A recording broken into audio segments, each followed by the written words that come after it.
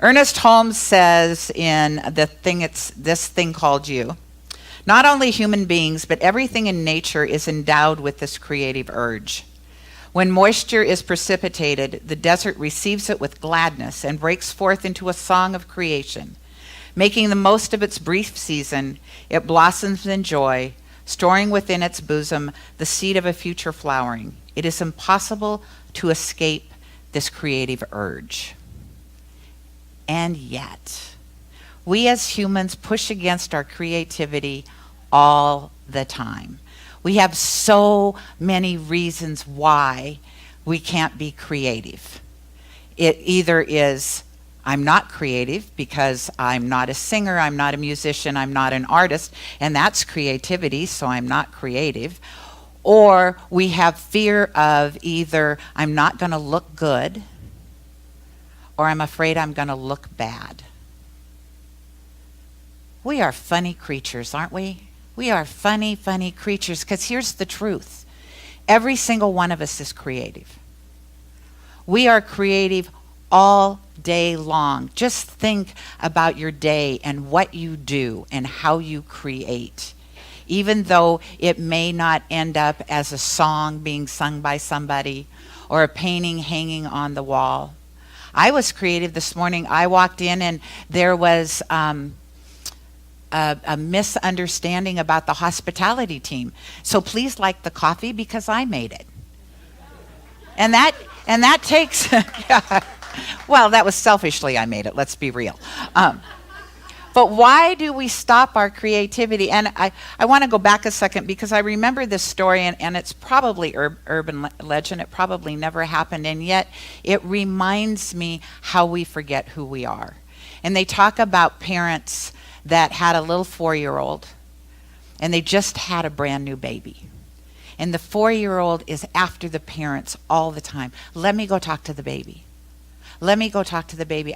Just me. I want to go talk to the baby by myself. And the parents are thinking, okay, all right. And so they let the 4-year-old go in to talk to the baby. And yes, they have a baby monitor so they can hear. And the 4-year-old walks up to the crib and says, tell me about God. I'm starting to forget. That's what I think happens in our human condition. We are born of pure spirit, and then life gets in between us and that which is the truth of who we are. And so we start to make up these amazing stories about why we can't be the most fantastic people on the planet. And what that looks like is fear. Like, I can't do that because I'll look silly. Or what if I fail? What if Thomas Edison had tried 9,999 times to make a light bulb and then said, I'm just tired. I'm not doing this anymore. 10,000 times he never gave up. I am sure there are people in his family, in his community that were like, give it up already. You don't know what you're doing. This isn't going to work. And yet he persisted. And every single one of you has that spark. Every single one of you is God-informed, and you have a spark around something in your life that you are craving to do, and yet you are so afraid of what? Well, if it's me, somebody else's opinion. Oh, what if I look silly? I love the fact that Makasha gets up there and dances when the music plays. I would never do that. Do you know why I would never do that? It's not that I can't dance like that. I'm sure we all can. I'm afraid you'll be watching me and you'll think I look silly. I would like to be in her head just one Sunday so I could just dance and not worry about what any of you thought about me dancing. And yet that's what happens. We get in the way of our magnificence because of fear, because of what other people will think. And here's the truth. Everybody's going to have an opinion. Everybody's going to have an opinion about everything. We all do, don't we? We all do. We like this, we don't like that. We like this person, we don't like that person. We like this TV show. Oh God, I'd never watch that. But I like that show. Why wouldn't you watch that show? It doesn't matter.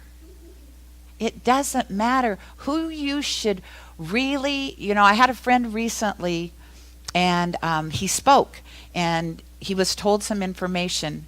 And what I said was, it only matters if when you step off the stage, did you feel good? Did you feel good about what you did and how you did it? Are there things you want to change? Because it doesn't matter what anybody else says. Even if it's a teacher, it's their opinion. It's their opinion.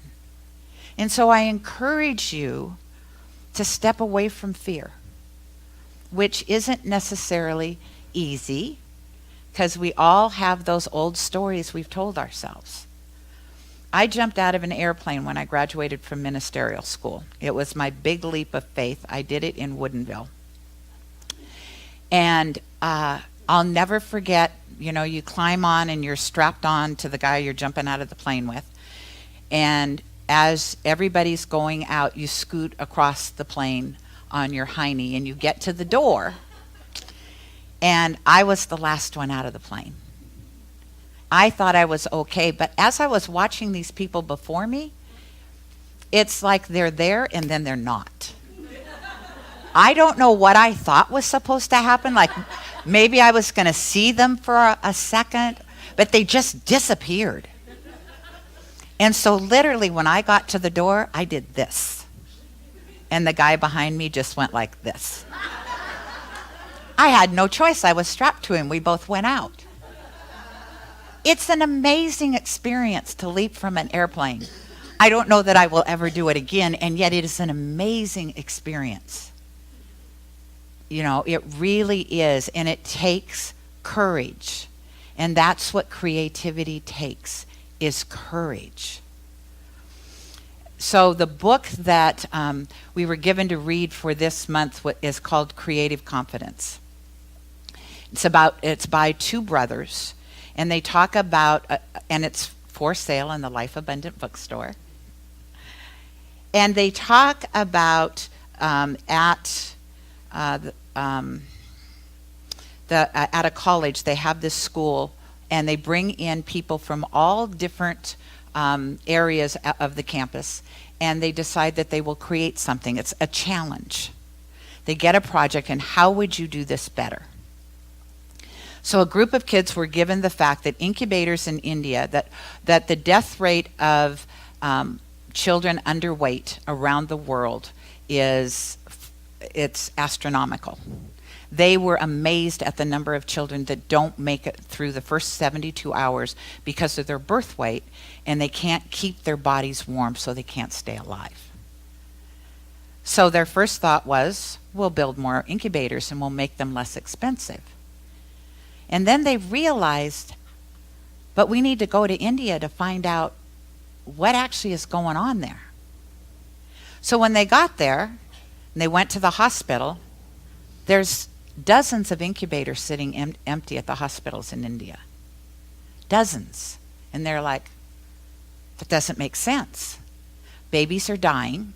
They need incubators. You have incubators. Where's the disconnect? And so by talking to people, they learned that the disconnect was these babies are being born out in the villages. The mothers can't leave. And even if they left and brought their baby to the hospital, they could only stay a day or two, and then they and their baby would need to go back to the village to support the village to take care of their family. So the issue wasn't incubators. How often do we create something because we think we know all the answers? And so part of being creative is make sure you ask a lot of questions. Why am I doing this? Am I doing it for the benefit of other people? And if I am, have I talked to those people to find out what is the issue? What they created was little tiny sleeping bags that heated up in hot water and would stay warm for 5 hours when you put a baby inside of it. because that's what these people needed. They didn't need a hospital. They didn't need an incubator. They needed their babies warm in their village. And they needed a way to do it that they could do in their village. And I thought, it's brilliant. And the reason I tell you that story is because we're doing community first. We're going to be in small groups. We're going to have an opportunity to ask each other those questions. How do we want to serve? Instead of the board of trustees or the practitioner body or me saying, okay, this is what we're going to do. We're all going to do this. We're all going to go out and do this. And then people don't sign up and you're like, well, I thought people would really love doing that. So what Community First gives each one of us is a voice in this community of how do we want to be creative as a community? How do we as a community want to shift our consciousness to help shift consciousness around the world, because our vibrations will shift? That's the opportunity. That's the gift of being in small groups. We're going to get to be creative together. So one of the things that I'm going to do, and I don't know where yet, is put a blackboard up somewhere and then ask a question and people can write on it. And you don't keep them up there forever. You ask a question, you take a picture of it now. You don't even have to copy it down on paper. We all have cell phones. And then you erase it and you ask another question. Like, how would we like to serve the larger Burien community? And let people answer the question. Because here's the brilliance. You're all brilliant people.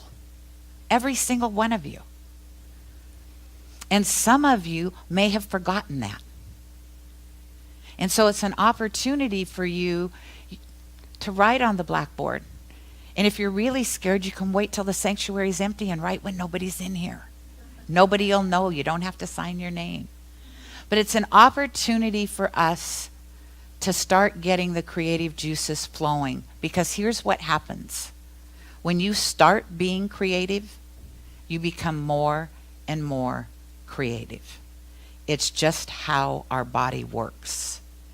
And so it's really fun to experience what that's going to look like for all of us.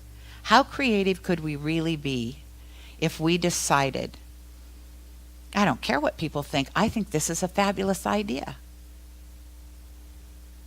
And the thing is, it may not be your fabulous idea to act on. It may be a fabulous idea that gets done. When I was single, I had 4 dogs. There was one thing that I didn't like about having 4 dogs. Only one, and I'm going to let you imagine what that was. And so I thought, wouldn't it be wonderful if you had a vacuum cleaner that you could go outside and clean up after your dog? And then I met my husband and I told him about it, and he went, that just wouldn't work. There's no way that you could do that. And I thought, okay, because I had the idea. I didn't have any of the background skills on how to creatively make that happen. But the idea hit me. 2 years later, I am riding on a plane and I open up one of those silly plane magazines, and guess what I saw? Kind of like a vacuum cleaner that vacuums up after your dog. Because here's the thing, we are sitting in the mind of God. That energy, those thoughts, you get a thought and it's brilliant and you don't use it, somebody else will, and that's okay. Maybe you just fleeted through your mind and it wasn't yours to act on. I didn't have the means or the wherewithal to do that, and yet the thought was there. I said to the universe, this needs to be done. If for nobody else, maybe there's men out there that don't like that job either, but as a single woman, I don't want to do that. I need a tool. That was my thought. And then somebody out there, probably somebody else had that thought too, somebody out there acted on that. That's what we have to remember.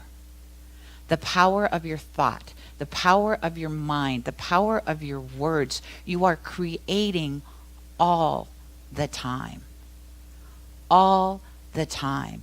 And sometimes when you're creating with your thoughts and your words, you may want to go, uh-oh, erase that. I don't want that to be created in my world right now. And so I invite you to just sit with that. It's your opportunity to go from nothing to insight. To stop worrying about what everybody else thinks. There's that old saying my mother used to say, oh, honey, opinions are a dime a dozen. Everybody's got one. Everybody's got one. And truly the only opinion that should really count is yours. How do you feel about what you're doing?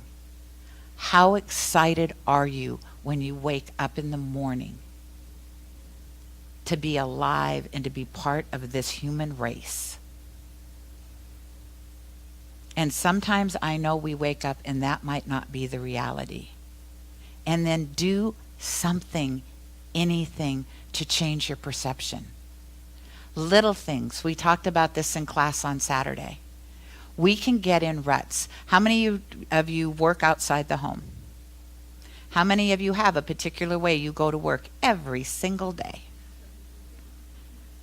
That creates in your brain a synapse so you really don't have to think about driving to work. You climb in your car, you start your car. You probably don't even really think about that. I can't tell you how many times I lock my front door, climb in my car and think, did I lock my front door? And there's a new synapse, because you know what happens now? Every time I climb in the car, I think, did I lock the front door? I'm like, oh, for goodness sakes. Yes, you did. Create a new synapse.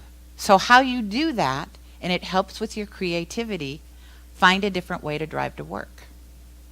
Because what it requires when you go some way different is you have to be engaged.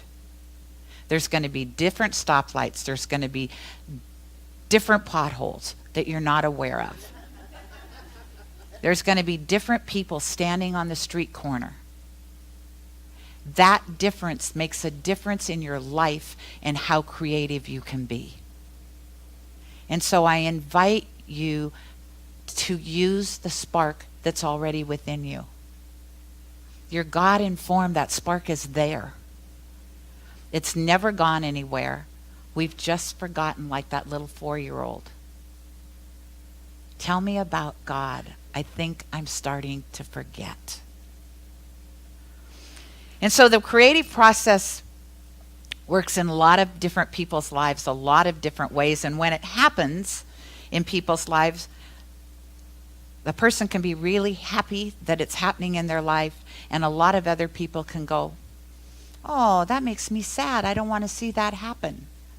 That happened to me when I moved here. I was thrilled to be coming home, thrilled that I got chosen at Genesis, and yet the community in Santa Fe, they weren't feeling, they were excited for me. They were like, yay, good for you. What do we do now? It's all about us. And I tell you that story because on Saturday morning I got up and I got an email, and the first thing that hit me was, oh my God, because all I could see was the subject line. I forgot to talk to him about this, and it said, leaving Genesis. And I'm like, are you kidding me? What the heck? What did I do wrong? Why are you leaving Genesis? Oh no. And then I read the email. So Gary Williams is from Ellensburg. His family's over there. He owns a house in Ellensburg. His son is going to school at Central Washington University. Love this Seattle market, don't we? Not so much when you lose a member of your community, but good for them. See, I'm still trying to deal with this creativity thing. So Gary has an opportunity to sell a home here and make enough money that he can semi-retire, go back home, probably be a professor again at college, and enjoy life because he won't have to work all the time. That's a real gift. Now think about everything that had to happen in Gary and Priscilla's life for that opportunity to be available for them today. We forget that God, that spark, is working with us always. Always. And so, yes, we are going to have a party for Gary, even though he wanted to sneak out the back door. I told him, I said, the party isn't really for you, it's for all of us to tell you how much we love you. So on July 16th, we're going to have a potluck here for Gary and Priscilla so that we can say goodbye properly. But that is the creative process. And I know emotionally some of you are going, oh, no, not Gary. And he's promised me they're going to find another drummer, and the rest of the band, I've taken blood samples. They've promised me they'll stay. So it's an opportunity for each one of us to realize that sometimes that creative process, when it really is really exciting for one person, and it kind of breaks your heart to see that happen, you can be honest, but don't be negative. You know, what I said was, oh, congratulations, and I'm very, very sad, because I felt both. And that happens with the creative process too. And yet we would never cut a bird's wings just because we think, I want it to sing right here and I don't ever want it to move. I love that song. That's not fair to the bird, and it's certainly not fair to the world. And so please remember, when you're being creative, don't let other people get in your way. Be bold, be brave, and yes, be beautiful, because you absolutely already are. So let's just pray for a moment. So standing in this mind, this quantum soup of God that we all live and breathe and have our existence in, I just say thank you, God. Thank you for this day. Thank you for this amazing community. Our wonderful band, Keeley for showing up this morning, everybody who showed up just to say yes to all that is, the wonder and the delight of Genesis. I know that each one of us has that creative spark within us. Each one of us, God, manifesting God in form. And so knowing that the gift we give to each other is to allow each other the opportunity to play big, to be bold, to be outrageous, to provide each other with that care and that comfort and that knowingness that Genesis is safe. It is a place to express and be, to the wondrous delight of not only the divine, but everyone around us who sees us for the very first time and says, I want what they have. Whatever that is, that's me. And so knowing this, I turn this over, I let it go, I let it be. I say thank you, God, and thank you, Gary, for all you do for Genesis. As I let it go, I let it be. And so it is. Namaste.